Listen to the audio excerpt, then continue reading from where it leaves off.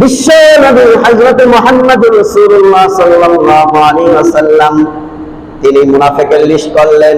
List করার পরে লিস্টটা দিলেন হুযায়ফা রাদিয়াল্লাহু তাআলা আনহুর কাছে দিলেন। ও হুযায়ফা, তোমার কাছে মুনাফিকের লিস্টটা দিলাম আমি, তোমার যত্ন করে রাখো, এরা হলো মুনাফিক। এই কথা সাহাবারা শুনে হযরত ওমর রাদিয়াল্লাহু তাআলা আনহু দৌড়ে আসলেন হুযায়ফার কাছে।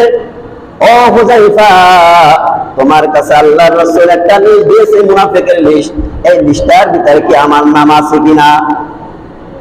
হুযায়ফা রাদিয়াল্লাহু তাআলা আনহু ওমর রাদিয়াল্লাহু তাআলা আনহুর দিকে তাকিয়েছিলেন, কারণ আল্লাহ পাক রব্বুল আলামিন আশরায়ে মুবাশশিরিন 10 জন সাহাবীদের কথা আল্লাহ রাসূল জান্নাতে গ্যারান্টি দিয়ে দিলেন দুনিয়া থেকে।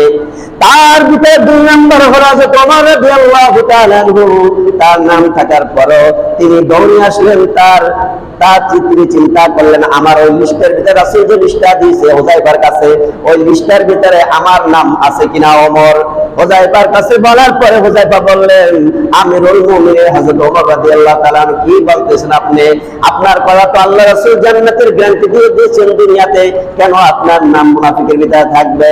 হযরত ওমর বলল, হুযায়ফা শুনে রেখো, যদি আমার ভয় করে আল্লাহ রাসূল যে লিস্টে দিয়েছে ওই লিস্টের ভিতরে যদি আমার নাম থাকে, আমার জাহান্নাম ছাড়া আর কোনো উপায় হবে না। এই জন্য আমার ভয় করে।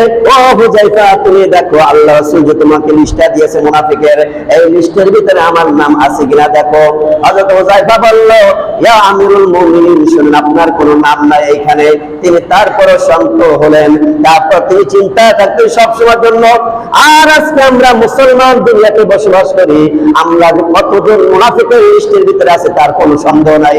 কারণ যে কাজ কর্ম করি, যে কথা বলি, যে কাজ করি, এর ভিতরে কোনো রাসূলের উম্মত হওয়ার যোগ্য আমরা নয়।